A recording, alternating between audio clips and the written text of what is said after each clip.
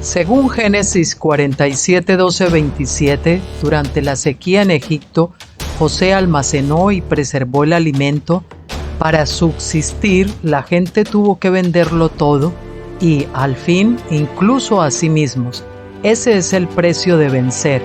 Así es en este tiempo del fin, donde conseguir el alimento para entrar al reino y conquistar nuestra tierra, que es Cristo, formado en nosotros, nos costará renunciar a todo, incluso a nuestra propia vida. Pero a cambio de nuestro todo, tendremos su todo y reinaremos con él. Con ustedes, José.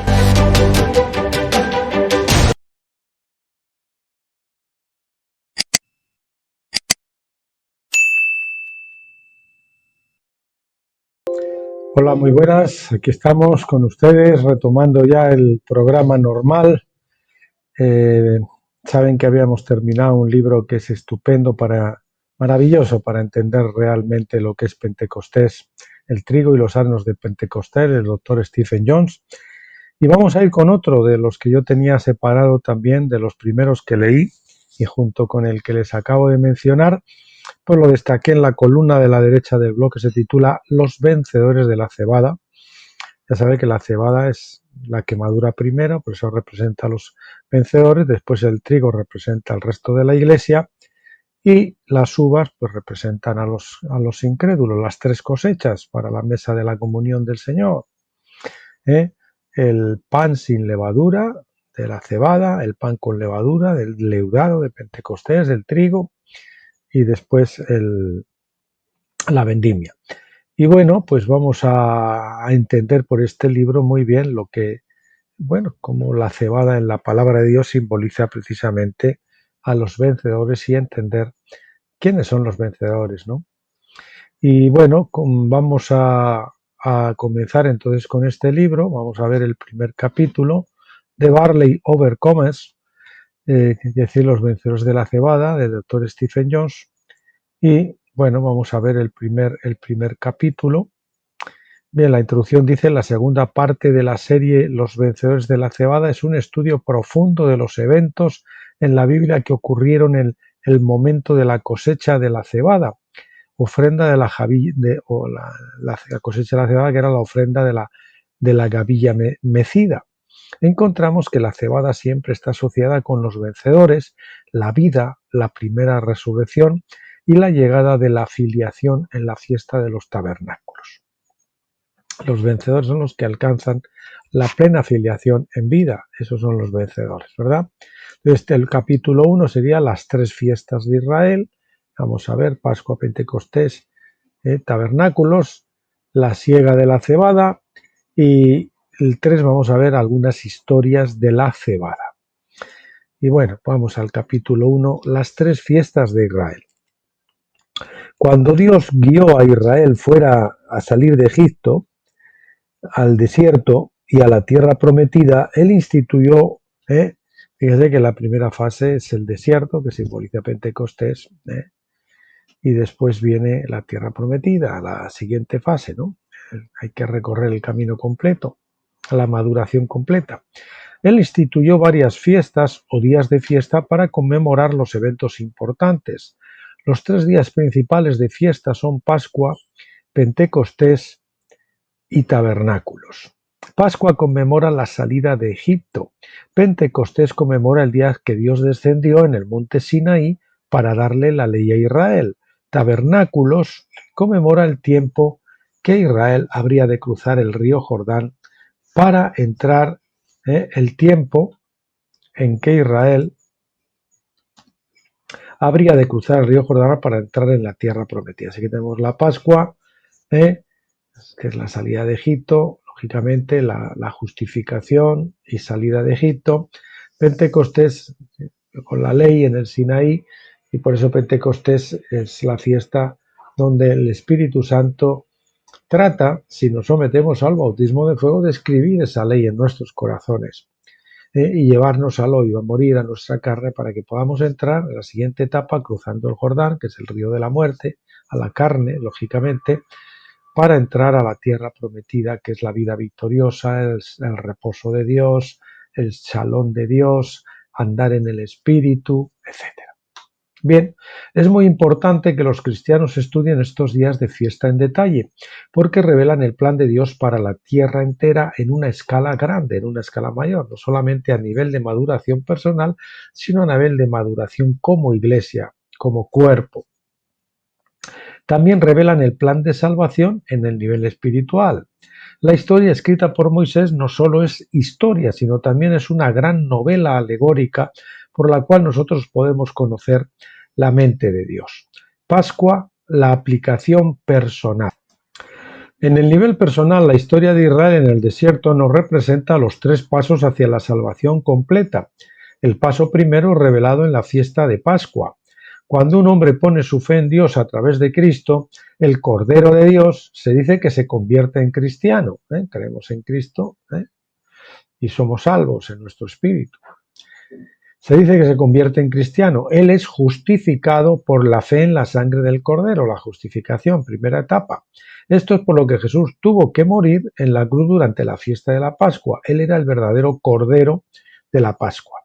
La mayoría de los cristianos son conscientes de que en la vida cristiana hay más que la simple justificación.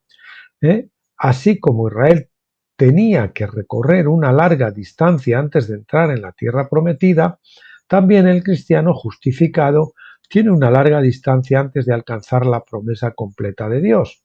A pesar de esto, muy frecuentemente la vida cristiana se explica puramente como una enseñanza del Nuevo Testamento sin vincularla a los fundamentos del Antiguo Testamento que Dios estableció cuidadosamente en sus relaciones con Israel.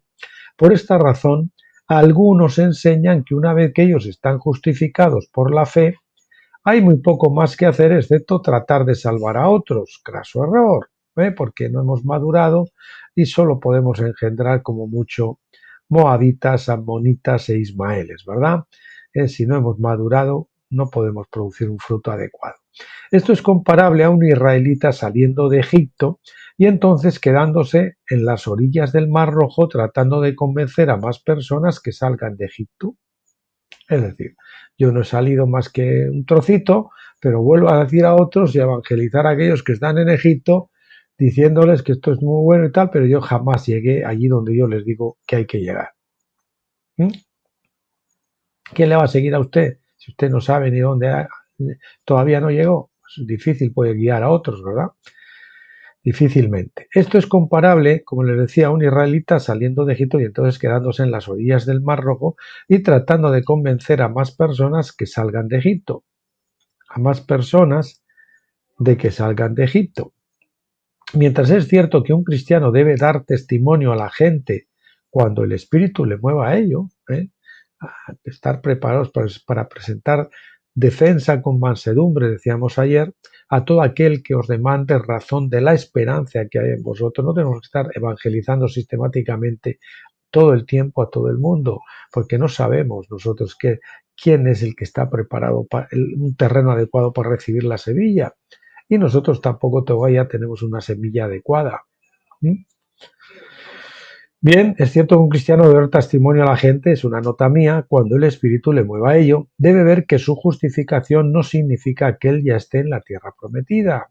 Muchos en la Pascua se creen que ya están, e incluso también, sobre todo los de Pentecostés, creen que ya han llegado y simplemente están en la etapa ya no del engendramiento, pero sí de la gestación en el útero de Dios, porque de alguna forma están en el desierto, en la vida almática, en la confusión babilónica todavía, y por lo tanto no han entrado a la tierra prometida. Muy difícil que un pentecostal entre todo eso en la cabeza, porque ellos creen que ya tienen el evangelio completo y muchas veces incluso hablan del evangelio completo y ni siquiera se han planteado que hay otra etapa más después de la Pascua y de Pentecostés, que es tabernáculos. De hecho dicen, no hay que regresar a Pentecostés, cuando lo que el Señor quiere es que avancemos más allá a tabernáculos. Pero claro, eso cuesta morir a la carne, que es el objetivo de Pentecostés, llevarnos al hoyo. Pentecostés, la aplicación personal. Bien, vamos a ver la aplicación personal de Pentecostés, o el Pentecostés a nivel individual. Uno debe ir más allá de Egipto y más allá del Mar Rojo, que es el simple bautismo, ¿verdad? hasta el Sinaí, donde Pentecostés es experimentado. Este es el lugar de la llenura del Espíritu Santo, de una llenura a nivel pentecostal, porque la llenura, en realidad Pentecostés es un revestimiento, es una investidura, viene sobre nosotros. La unción de Pascua es de vida, es interna, la unción de Pentecostés es una investidura de poder, de autoridad, un revestimiento.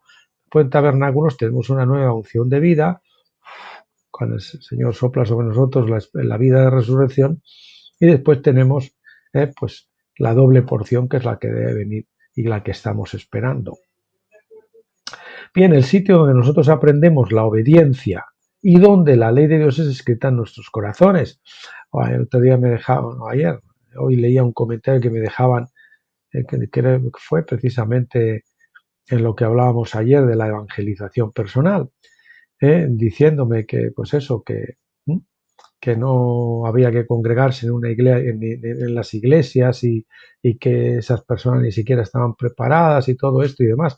Y efectivamente es así, la mayoría no lo están, la inmensa mayoría, pero a mí, yo lo digo, lo que me hizo a mí el Señor me hizo pasar una buena temporada entre mis hermanos, incluso ya después de haber cruzado el Jordán, hasta que pasaron, de hecho fueron como 10 años después de haber cruzado el Jordán, hasta que el Señor me dijo, bueno, ya es hora de salir fuera del campamento. ¿Y por qué? Porque mientras tanto el Señor quiere que aprendamos la obediencia. Como David, antes de que Saúl lo quisiera matar, estuvo allí sometiendo, incluso después de que salió estuvo un tiempo allí, que se lo pusieron a huevo para matarlo y tal y cual.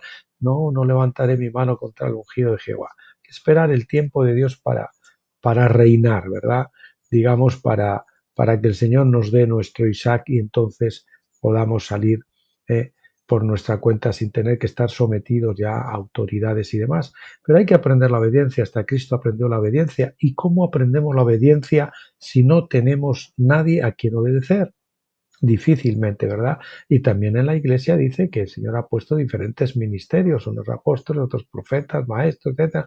¿Para qué? Para la edificación del cuerpo de Cristo. Yo solo, pues siguiendo la Biblia en casa y buscando al Señor, pues sí puedo hacer algo, pero necesito estar en comunión con otras personas del cuerpo, aunque sea online, al que yo les invito a leer el artículo de las conjunciones espirituales, ¿no? Y lo explicaba también recientemente en los vídeos. Tenemos que tener unas conjunciones espirituales por arriba. Las conjunciones son esas alineaciones de planetas, ¿verdad?, que se ven en el firmamento.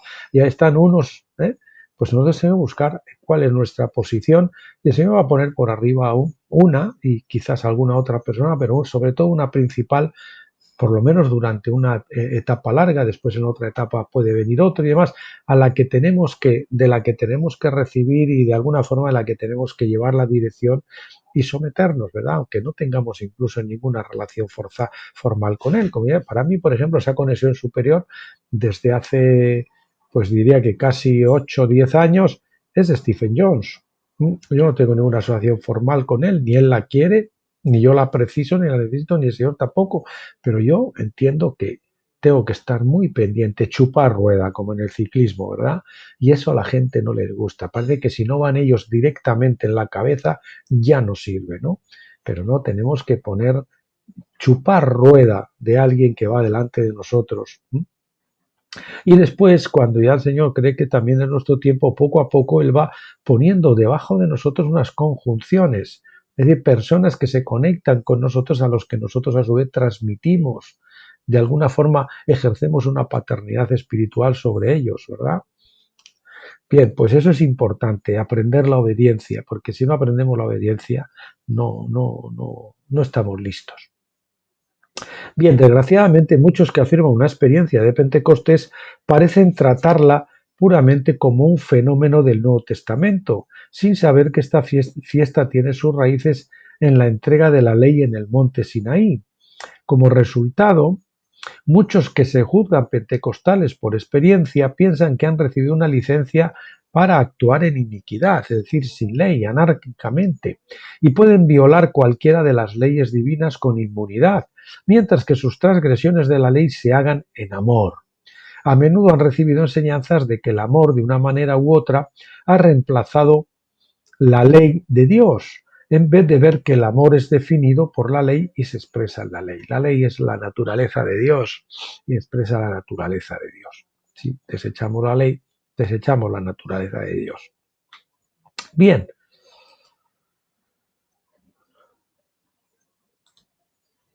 Bueno.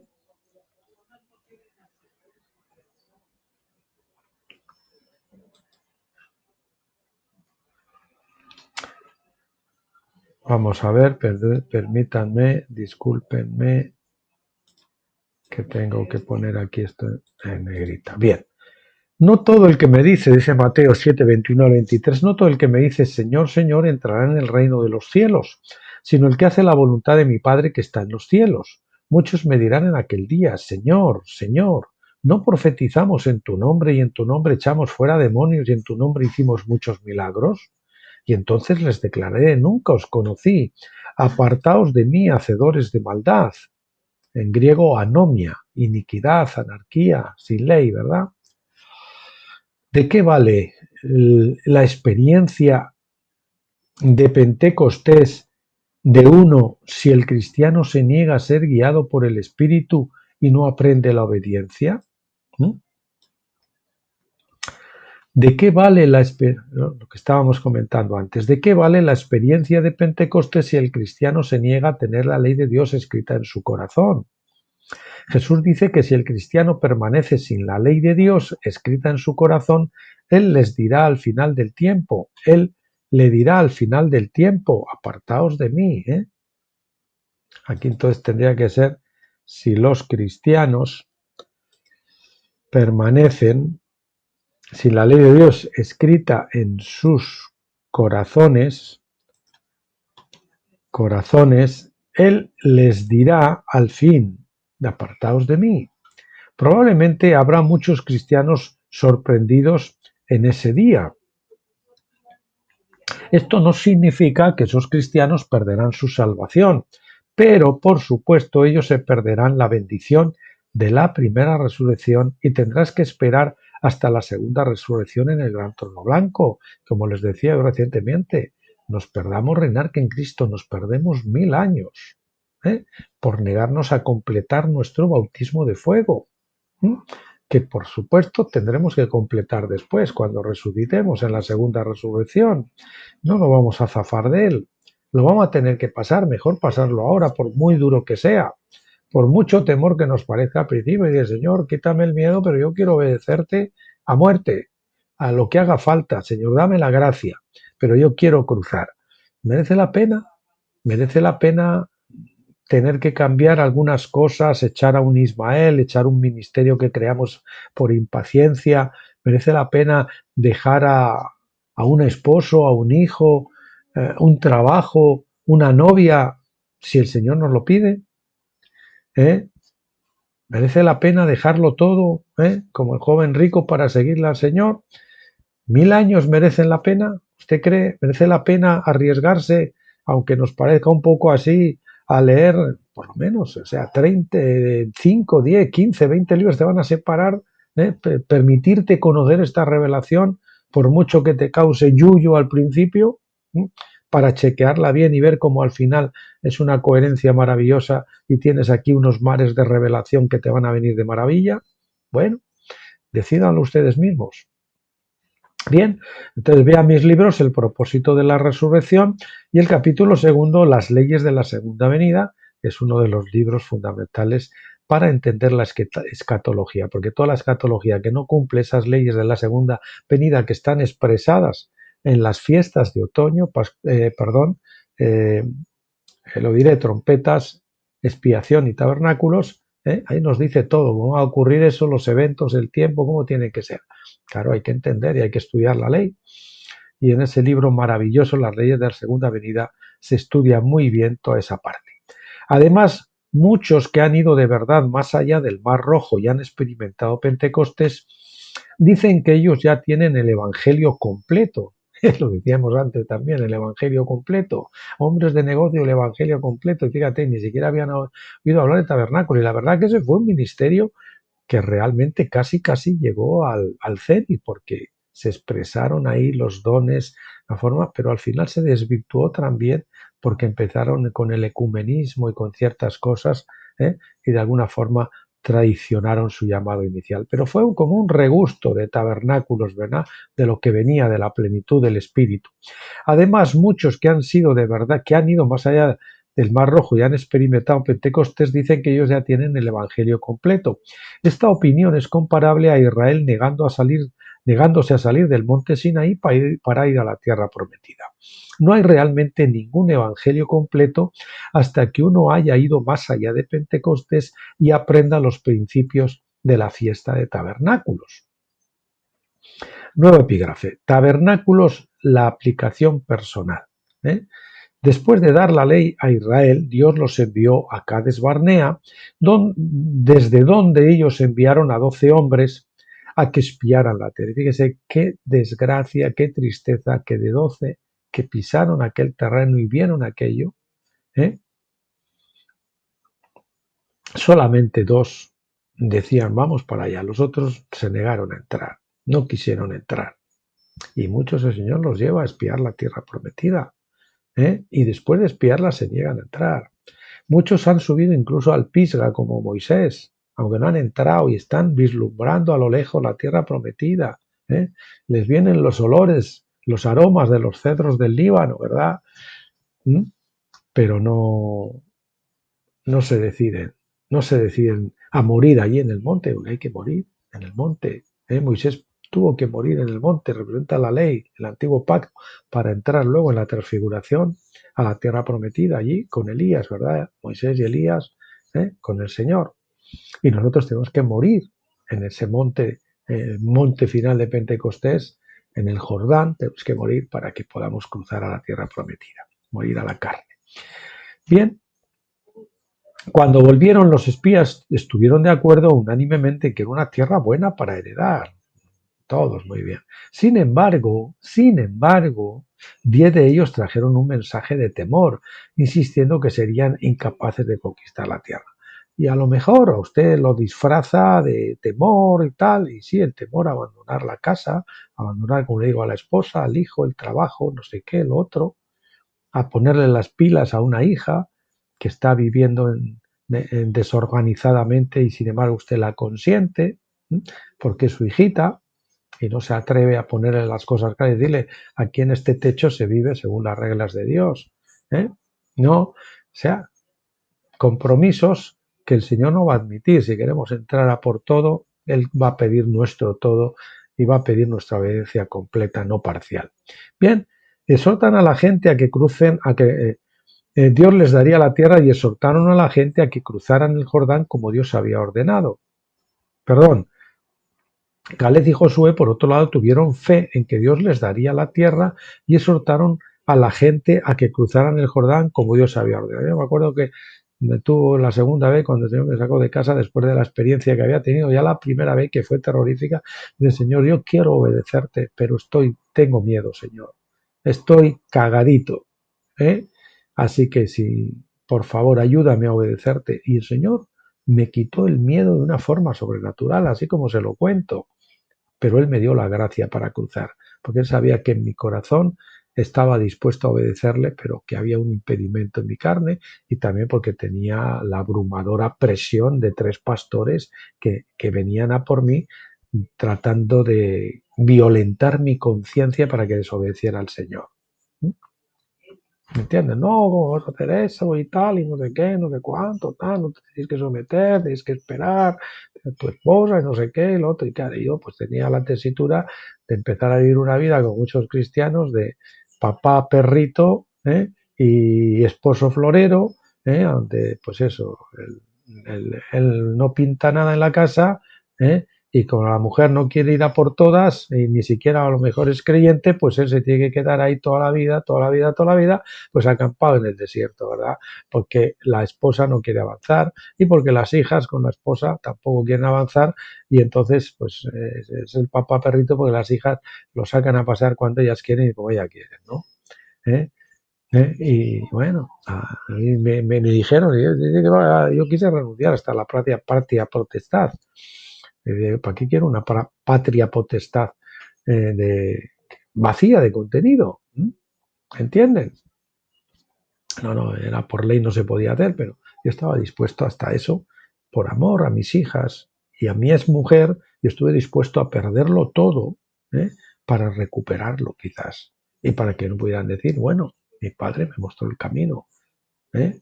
Yo no comulgué con ruedas de molino y tuve que pagar el precio de dejarlo todo atrás. Bien, ese fue mi precio, no sé el suyo hasta dónde va a llegar.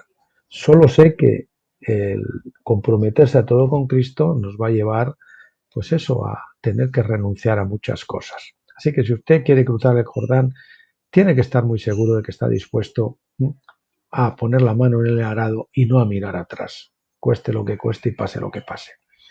Bien, entonces la gente quiso apedrearlos y Caleb y Josué escaparon de ser apedreados solo porque la gloria de Dios asustó a la gente. Ese día de decisión fue el 50º jubileo de Adán. Vea nuestro libro Secretos del Tiempo. Debiera haber sido un día de regocijo, alegría, un día de tocar la trompeta como señal para que cada hombre entrara en su herencia. Levítico 25:13. Debido a que se negaron a entrar en la tierra por no tener fe, este día llegó a ser conmemorado como el día de la expiación, un día de lamento, ayuno y arrepentimiento. Si Israel hubiera seguido la recomendación de Caleb y Josué, realmente habrían entrado en Canaán 5 días después del primer día de tabernáculos. Esta fiesta era un periodo de 7 días representando el tiempo de la conquista de Canaán, cuando Israel cruzó finalmente el Jordán 38 años después. Tomó 6 años para dominar a los cananeos. En el 7º año, la tierra fue dividida entre todas las tribus y familias de Israel. En otros términos, fueron 7 años desde el cruce del Jordán hasta la herencia. Pasaron 7 años. Pasaron 7 años desde el cruce del Jordán hasta la herencia, pues casi como David, que estuvo 7 años esperando para que le hicieran rey sobre todo Israel, más o menos. Un estudio detallado de las fiestas conduciendo a la fiesta de tabernáculos puede ser encontrado en nuestro libro más largo, Las leyes de la segunda venida, que hablábamos antes. Estudiando estas cosas se demuestra que para la salvación hay más que simplemente las fiestas de primavera, Pascua, Pentecostés, son solo las fiestas de primavera. Las fiestas de otoño tratan con la perfección final del hombre, pues son las fiestas, las principales cosechas estaban ahí, prácticamente casi todos los frutos, excepto la cebada y el trigo, todo lo demás se venía ahí, ¿no? El intento es describir la verdadera herencia del hombre en la tierra. Bien, la tierra prometida. La tierra prometida no está en el cielo, sino en la tierra. Esos todos los errores que teníamos, no, para irnos para el cielo, no. La obsesión de nuestro Padre es venir aquí a vivir con nosotros, en este caso de Cristo, no del Padre, pero de Cristo vivir aquí a nosotros. El cielo viene a la tierra, casarse aquí con la tierra. Sea en la tierra como en el cielo. Mucho lo que están diciendo es escaparse de aquí para ir al cielo. No, lo que quiere el Señor es venir aquí y reinar aquí con nosotros. Canaán era una tierra llena de gigantes y enemigos de Dios que tuvieron que ser conquistados y destruidos. Es de conocimiento común en muchos círculos que esos gigantes representan las tendencias carnales de nuestra propia carne. Tendencias carnales, cuerpo y alma, no solo del cuerpo, sino del cuerpo y del alma, de nuestra propia carne, las cuales nosotros somos llamados a dominar y conquistar. Esto es completamente correcto, pero la lección obvia se pierde a menudo. Nuestros cuerpos son la herencia, esa es la herencia, nuestros cuerpos glorificados, que es lo que se perdió en el Edén, el cuerpo glorificado. Esa es la herencia prometida que viene con la fiesta de tabernáculos. Primero vendrá para los vencedores, porque el resto no va a recibir el cuerpo glorificado hasta 1000 años después de ser disciplinados. Como Canaán, nuestros cuerpos están actualmente habitados con deseos rebeldes e impíos que nos gobiernan. Esto ha sido así desde Adán, cuyo pecado nos vendió a todos a esclavitud.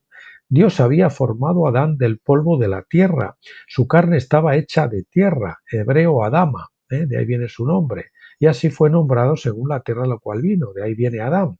Esta carne glorificada era su herencia, una carne glorificada. Pero por el pecado Adán incurrió en una deuda que él no pudo pagar, que él no podía pagar. Por ello fue vendido a esclavitud a la tierra. Génesis 3 del 17 al 23, hasta el tiempo cuando un pariente redentor viniera a redimirlo. Adán perdió el maravilloso cuerpo glorificado que había sido vestido con la luz de Dios, un cuerpo glorificado vestido con la luz de Dios. Después de su pecado, él quedó desnudo y avergonzado, y Dios vistió a él y a su mujer con vestidos de piel. Génesis 3:21. La idea entera detrás del plan de salvación de Dios es invertir los efectos en la creación por el pecado de Adán. Es invertir o revertir, más bien, ¿no? Revertir los efectos de la creación por el pecado de Adán. La ley y los profetas desde Génesis a Apocalipsis nos muestran cómo el hombre es redimido y cómo recobra el glorificado cuerpo inmortal que es su herencia perdida. Los días de las fiestas nos informan de los 3 pasos para recibir esta herencia completa: justificación, santificación, glorificación. Si quieren, engendramiento, gestación, nuevo nacimiento. Nosotros somos justificados en nuestros espíritus, la Pascua. Y eso no se puede perder, la salvación del espíritu no se puede perder. Santificados en nuestras almas, Pentecostés. Si completamos Pentecostés, ganamos nuestras almas, pero si no, podemos perder la salvación de nuestras almas. Por eso dice, con paciencia ganaréis vuestras almas. El alma hay que ganarla. Esa sí se puede perder, esa salvación. Entonces, digamos que Pentecostés está relacionado con la salvación del alma. Y glorificados en nuestros cuerpos, que eso viene de tabernáculos. Aunque cuando morimos y cruzamos, pues recibimos la unción de vida de tabernáculo, la vida de resurrección, la vida gloriosa, victoriosa, como quieran llamarlo, el reposo de Dios, ¿no? Pero nos faltaría esa doble porción que va a venir cuando ocurra la fiesta de tabernáculos históricamente, como ocurrió la Pascua y como ya ocurrió Pentecostés. Una nota del traductor, una nota mía, el autor explicaba en otro libro cómo Josué y Caleb representaban a los vencedores que no han recibido la glorificación de sus cuerpos. Son vencedores en la tierra prometida, tienen la unción de vida de tabernáculos, pero no pueden hacerlo sin sus hermanos, aunque ellos mismos en sus almas y espíritus tienen ya apropiada la experiencia espiritual, en el alma y en el espíritu, pero no en el cuerpo. Pensamos que esto tal vez sea equiparable a haber ganado sus almas, esa es mi opinión, y entrar en el reposo de Dios, en el shalom de Dios, aunque obviamente no poseerán sus cuerpos glorificados hasta que la fiesta de tabernáculos llegue a cumplirse históricamente. El primer modelo mayor de este proceso de salvación completa es encontrado en la jornada de desierto de Israel bajo Moisés, el mayor de este completo de salvación. Y tenemos el modelo en el Antiguo Testamento. Si es que es algo tan evidente lo que ocurrió en Egipto, después el paso del Mar Rojo, después toda esa historia, Sinaí, el desierto y después la tierra prometida. Ahí hay como 3 fases muy claras, ¿verdad?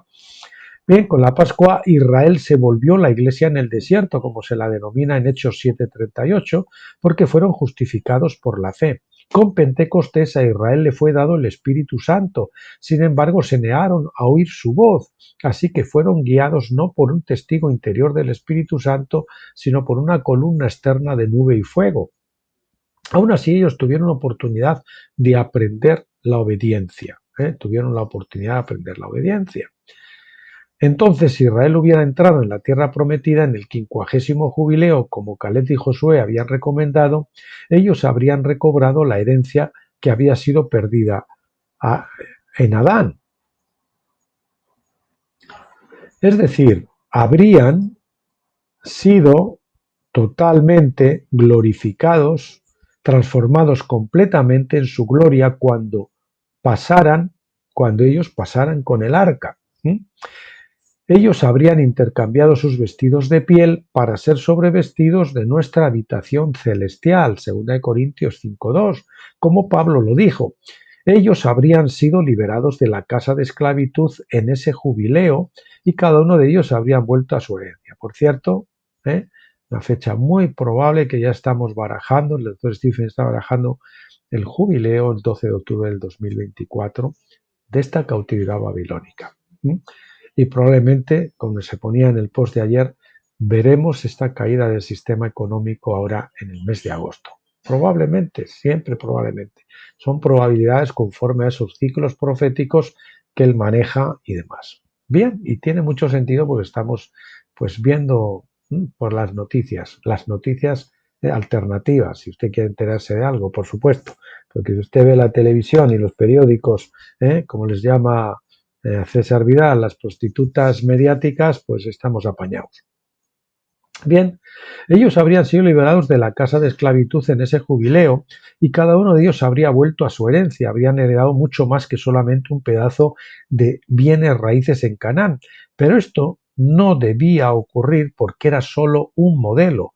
No era posible para ellos heredar el cuerpo glorificado a ese lado de la cruz. Tenían que ocurrir nuevas cosas. O sea, la voluntad de Dios era esa, pero no era el plan de Dios. El plan de Dios.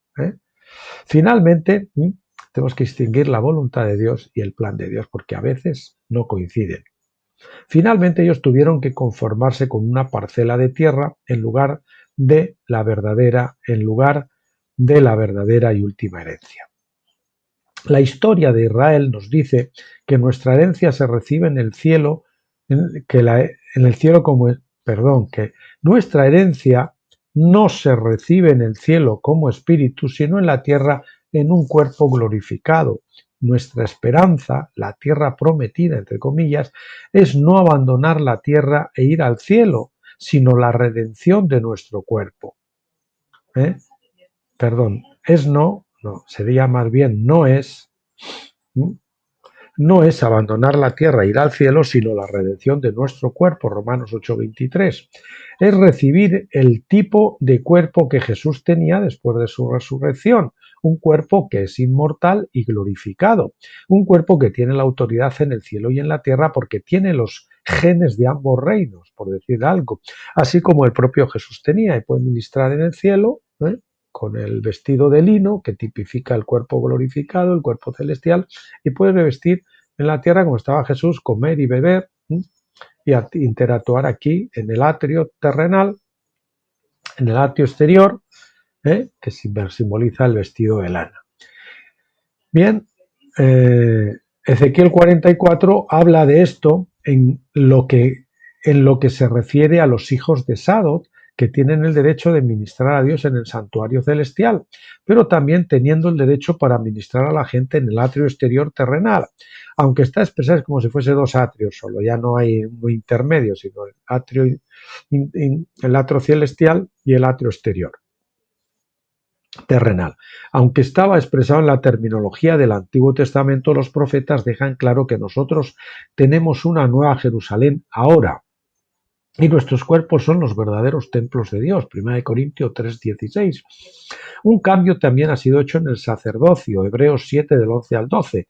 Los hijos de Sadoc representaban el orden de Melquisedec, el nuevo sacerdocio bajo Jesucristo. El sacerdote alto de esta orden, el sacerdote alto, o mejor dicho, el sumo sacerdote, ¿verdad? Aunque también podría ser el sacerdote alto, el sumo sacerdote de esta orden, Hebreos 7:21. Y así Ezequiel 44 habla de estos hijos de Sadoc cambiando sus vestidos cuando ellos dejan de ministrar a Dios en el santuario para ministrar a las personas en el atrio exterior. Ezequiel 44, 17 y 19 dicen: y cuando entren por las puertas del atrio interior, se vestirán vestiduras de lino. No llevarán sobre ellos cosa de lana, cuando ministren en las puertas del atrio interior y dentro de la casa.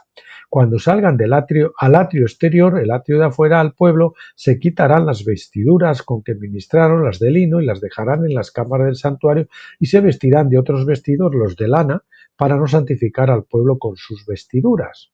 Lógicamente nosotros presentarnos a seres mortales todavía con cuerpos glorificados, pues aterrorizaríamos, ¿verdad? Jesús nos da el primer ejemplo de cómo funciona esto. Después de su resurrección, cuando él se encontró con los discípulos, pudo incluso aparecer en su medio cuando las puertas estaban cerradas con llave. como lo vemos en Juan 20:19, mientras él estaba en el santuario del cielo, estaba vestido figurativamente en los vestidos de lino, con los vestidos de lino. Les aseguro que lo corregí ayer, pero ya ven, de lino, pero cuando sirvió a los discípulos en el atrio exterior, aquellos que todavía no estaban morando en cuerpos carnales glorificados, él se vistió con otros vestidos de lana, para que pudieran aparecer entre ellos, para que pudiera aparecer entre ellos como una de las ovejas, ¿no? Cuando lo hizo, él se vistió con carne y hueso y pudo comer comida terrenal con los discípulos. Lucas 24, 37 al 43. Mientras él ministraba en el atrio exterior, él se vistió de lana y no era un espíritu, como él mismo demostró. Mira, ven, que no soy un espíritu, tócame.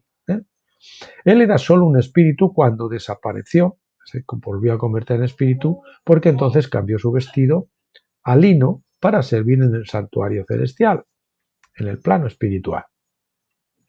Esto es lo que todos los hijos de Sadoc pueden esperar cuando ellos recuperen la herencia perdida en Adán. Podremos ministrar a Dios en el cielo, pero también a nuestros hermanos aquí en la tierra, porque ellos serán puestos en esclavitud a los vencedores para que los aprendan la justicia de personas que son expresión vívida y real de esa justicia, porque son el cuerpo de Cristo. Es como si fuese Cristo mismo, ¿verdad? Es el arnio ministrando al resto. Ya no estarán atados por las limitaciones normales de la carne. Cuando el tiempo designado llegue para que les sea dada su herencia, tendrán 1000 años para ministrar a aquellos que todavía permanecen en su atrio exterior.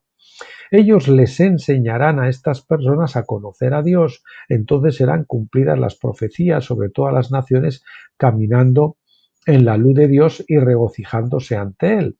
Dios usará este nuevo sacerdocio para hacer crecer al reino de la piedra hasta que llene la tierra entera. Daniel 2:35. Digo, serán puestos en esclavitud a los vencedores, pero es una esclavitud bíblica. Ya personas a las que ellos les van a mostrar con el ejemplo cómo es ser un cristiano, con el amor, con la justicia, con la misericordia, como si fuese el mismo Cristo. Las arras o garantía y la llenura. En este proceso de la redención de nuestro cuerpo han sido dadas las arras, pago inicial o garantía del Espíritu, Efesios 1:14. Por eso se habla en Hechos fueron todos llenos del Espíritu Santo, ¿verdad? Y hablan en lenguas según, sí, pero llenos conforme a la capacidad de Pentecostés, que no es la capacidad plena, ¿verdad?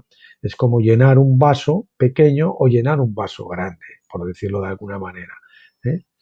La gloria de Dios, su Espíritu, que su Espíritu está morando ahora en nosotros, pero está velado por esta carne hasta el tiempo de la redención plena.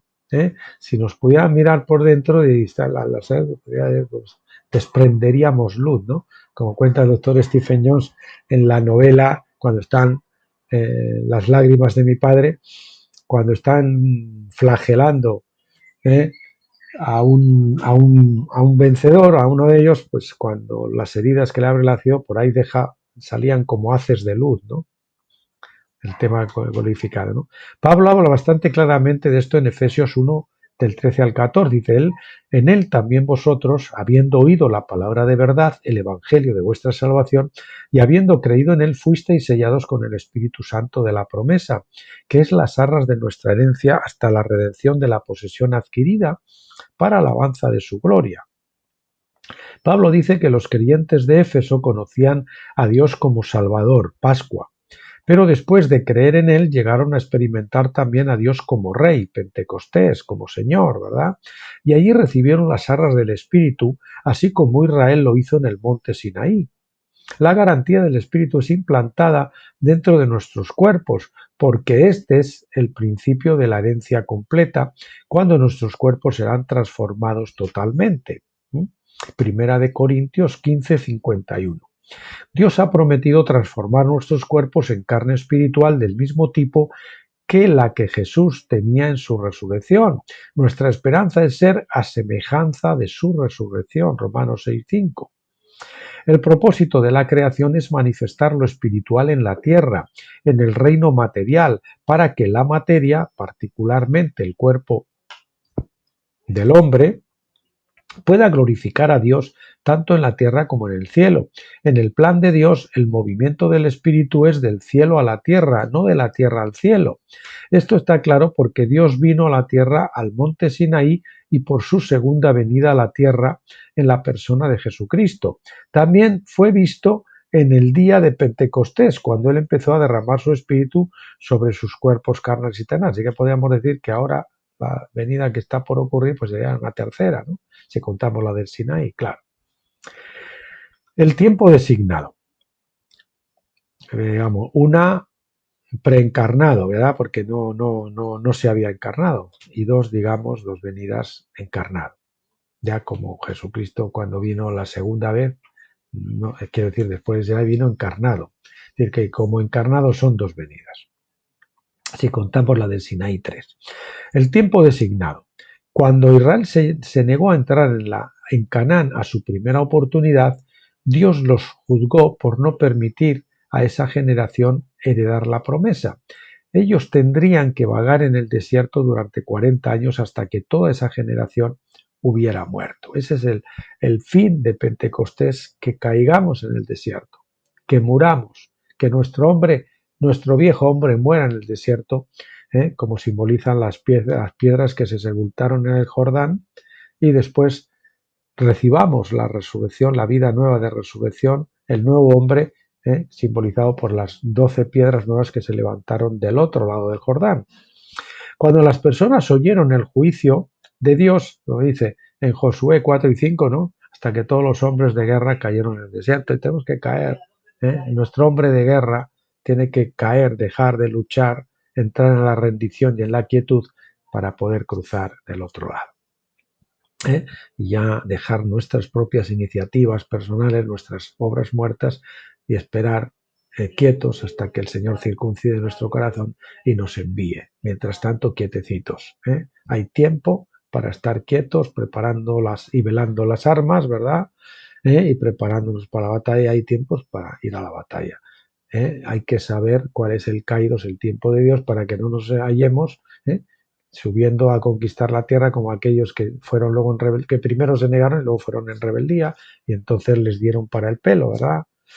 Bien, cuando las personas oyeron el juicio de Dios, se enlutaron mucho. Mira, aquí viene. Números 14:33. Muchos se levantaron a la mañana siguiente e intentaron heredar la tierra sin esperar al tiempo designado. Entonces fueron derrotados ante sus enemigos. Números 14:45. Pocas personas entienden realmente el concepto de los tiempos designados, del kairos de Dios, podríamos decir. Los moedín y las fiestas de Señor son los tiempos designados. Piensa que con solo arrepentirse de no entrar al reino, que esto les da una licencia para heredar inmediatamente. Pero no funciona así. Una vez el juicio de Dios ha sido fijado, no puede alterarse, y nosotros debemos someternos al juicio de Dios, así como Caleb y Josué tuvieron que esperar. Y hay muchos a los que el Señor está llamando a cruzar ahora, y están corriendo el riesgo, como ocurrió en los tiempos de Noé, de que la puerta se cerró y ya no hay posibilidad de entrar al arca. Es decir, nos vamos a perder ese jubileo y la oportunidad de ser vencedores. Qué pena, ¿no? 1000 años. Algunos entienden que nosotros como cristianos debemos atravesar hacia la herencia completa. Sin embargo, a menudo no comprenden los tiempos designados, los moedín, y esto ha causado los problemas. Hay que conocer el caído de Dios, hay que ser como los hijos de Isaacar, hijos que eran entendidos en los tiempos y que sabían lo que Israel tenía que hacer. ¿De acuerdo? Están puestos al día. Saben lo que está ocurriendo. Saben leer las noticias proféticas del día a día.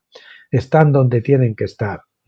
Son atalayas que están con los ojos despiertos, que no están dormidos en la torre de vigilancia. Algunos entienden que nosotros como cristianos debemos atravesar hacia la herencia completa, sin embargo, a menudo no comprenden los tiempos designados y esto ha causado los problemas. Algunos castigaban a sus compañeros cristianos por todavía no ser perfectos. Muchos en la iglesia temprana intentaron lograr la perfección viviendo como los ermitaños y monjes en los desiertos de Siria y Egipto, mientras contemplaban a Dios y golpeaban la carne hasta que estuvieran cerca de la muerte. Ellos no entendieron que una vez que el reino fue rechazado, la pena era que la iglesia en el desierto, de Hechos 7:38, tendría que permanecer en el desierto por 40 jubileos hasta que la plenitud del tiempo hubiera venido. Lo mismo que les pasó a ellos. La iglesia en el desierto desde el 33, desde Pentecostés hasta 1993, ha estado pues esos 40 jubileos en el desierto. Este fue el juicio de Dios para Israel y es el mismo para nosotros. Pero ahora estamos transicionando y aquellos que están ahí que quieren entrar, pues ya saben lo que tienen que hacer, cruzar el Jordán. Nosotros debemos, claro, aprender el camino de la obediencia y buscar la perfección, pero debemos hacerlo con una comprensión básica de los tiempos designados, para que no seamos vencidos por condenación y pena por todavía no haber derrotado a los gigantes de nuestro Canaán. Fue por fe que Caleb y Josué le instaron a Israel a que heredara la tierra. También fue por la fe que Caleb y Josué no cruzaron el Jordán al día siguiente, cuando Dios había establecido el juicio, después de que Dios había decretado no hacerlo. Caleb y Josué son los vencedores del Antiguo Testamento. Ellos tenían la actitud que nosotros debemos emular. Parte de esta actitud vencedora significa que nosotros, y esto va subrayado y en negrita, tenemos que conocer los tiempos designados de Dios, los caídos de Dios, los moedín, para que andemos cuando Él dice andar y quedarnos quietos cuando Él dice que nos quedemos quietos. No es suficiente entrar en la tierra, uno tiene que hacerlo en el tiempo designado. Por ejemplo, salí anticipadamente fuera del campamento y el Señor me regresó por otro año más, porque yo había entendido mal. O sea, el Señor me dijo hasta aquí y yo creo que tomé un poco más hasta allá. Pero al Señor no se la podemos jugar. Entonces me retuvo otro tiempo más porque yo tenía que hacer ciertas cosas, quizás predicar ciertos mensajes a algunas personas allí para que los escucharan, yo qué sé, darle tiempo a mi esposa para que se acompasara, etcétera, yo qué sé. El caso es que luego ya cuando fue el tiempo perfecto de Dios, salí por la puerta franca con el favor del liderazgo y todo de maravilla. Bien, no es suficiente entrar en la tierra, uno tiene que hacerlo en el tiempo designado. No es suficiente hacer el bien, uno tiene que hacerlo de la manera que Dios prescribe.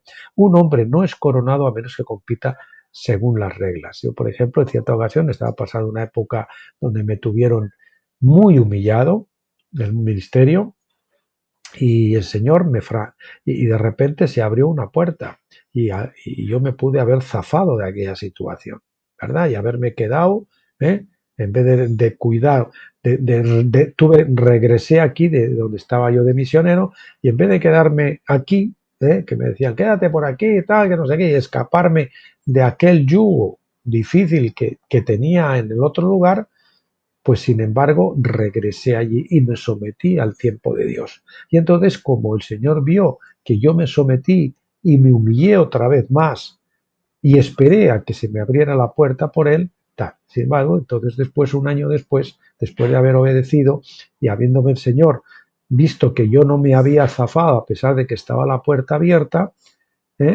eso es lo que quiere el Señor. Ese es el buen siervo, el que no se escapa de la tribulación si el Señor no le manda salir. Aguanta allí hasta el tiempo de Dios. Y entonces Él me franqueó la puerta y salí con el favor, con la bendición y empezó para mí un tiempo de liberación, de desahogo, de estar de una forma completamente diferente. Eso les cuento mi ejemplo, no para que crean eso, sino para que vean qué es eso, ¿no? No se escape usted del lugar de juicio en el que Dios le ha puesto hasta que Dios le abra la puerta. Aunque se la abran otros, aunque usted vea que es una oportunidad de escaparse fácil, no haga eso. Como le pasó a David también, mira, le pusieron a Saúl 2 veces a tiro cuando estaba en la cueva allí defecando, haciendo sus necesidades y le cortó el borde. O cuando fueron allí sus amigos a coger el manto de agua y tal, mira, mis siervos han ido y te han cogido el agua allí y sin embargo no han querido liquidarte y tal, ¿no? Que el Señor dijo, no, no tocar al ungido del Señor. Es el Señor el que lo pone, el Señor nos quita. Es el Señor el que nos tiene que levantar, no nosotros a nosotros mismos. Esta es la hora en que los vencedores vengan a la vanguardia, muestren su fe, así como Caleb y Josué. Esta es la hora, señores, antes de que la puerta del arca otra vez se cierre y diga el Señor, pues ahora ya no podéis entrar, ya no podéis calificar para entrar al milenio. Con estos tiempos designados en mente, ahora discutiremos la revelación de los vencedores representada en las Escrituras como la cebada, y eso será ya pues el próximo día, obviamente el capítulo 2.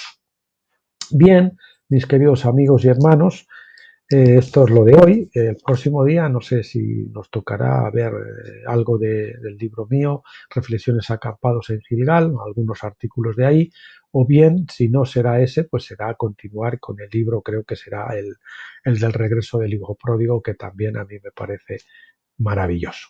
Hasta entonces, les invito a que me sigan acompañando, por favor. Gracias por estar aquí.